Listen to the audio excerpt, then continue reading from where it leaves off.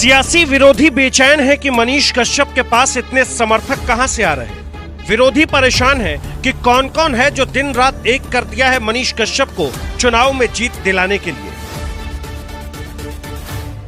विरोधी तो इस बात के लिए भी परेशान है कि कैसे चुनाव में खुद को मैनेज कर रहा है मनीष कश्यप, और सवाल यह भी कि आखिर किसके दम पर चुनाव लड़ रहा है मनीष कश्यप। तो सारे सवालों का जवाब एक ही है, और जवाब है सिर्फ और सिर्फ मनीष कश्यप की लोकप्रियता।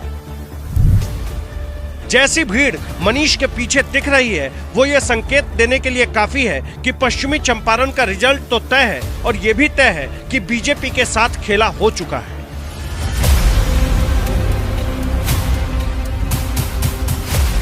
आजकल मनीष कश्यप के पीछे युवाओं की अच्छी खासी संख्या दिखती है। सड़क से लेकर गली गली में सिर्फ एक ही नाम है जो ये बताने के लिए काफी है कि इस बार लोग सिर्फ वोट नहीं डालेंगे, इस बार बदलाव के लिए वोट डालेंगे। और इस सियासी हवा के बारे में बीजेपी अच्छे से जान रही है।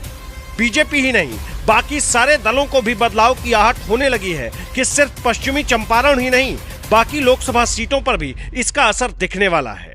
निर्दलीय में जो निशान मिलेगा हम मनीष भैया को वोट देंगे। तो इस बार संसद में पहुंचाना है, जहां हम लोगों का कल्याण मनीष भैया ही कर सकते हैं।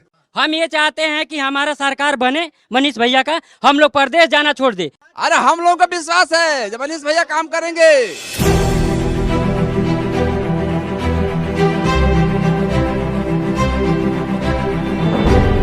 ये सच है कि मनीष कश्यप के अंदर एक नेता का निवास है, और वक्त रहते अपने इस गुण को मनीष ने जनता के सामने भी रख दिया। फिर लोगों ने जिस तरह से मनीष को प्रोत्साहन दिया, खूब तारीफ किया, और इन सारी बातों से अगर किसी को नुकसान है तो वो है बीजेपी।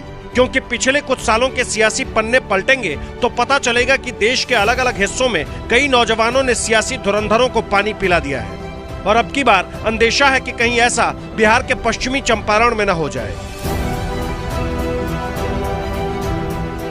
एक बात और, अगर मनीष कश्यप के साथ लोगों का जुड़ाव वोट में बदल गया तो इसका प्रभाव आसपास की सीटों पर भी पड़ेगा, जिसमें नुकसान बीजेपी और एनडीए गठबंधन को है। पहले जानिए कि मनीष कश्यप का असर पश्चिमी चंपारण के साथ साथ और किन किन सीटों पर दिखेगा।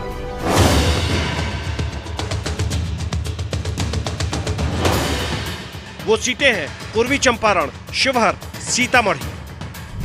जिस मनीष कश्यप की सियासी लोकप्रियता से बीजेपी घबराई हुई है, दरअसल उसके लिए जिम्मेदार भी बीजेपी ही है। क्योंकि पहले मनीष चाहते थे कि वो चुनाव बीजेपी के टिकट पर ही लड़े, लेकिन बात बनी नहीं, और जब बात नहीं बनी तो बिना किसी दल के समर्थन से ही ताल ठोक कर मनीष ने नया गेम सेट कर दिया है। आपके मन में एक सवाल आ रहा होगा कि आखिर मनीष कश्यप को लोग वोट क्यों देंगे, तो सुनिए।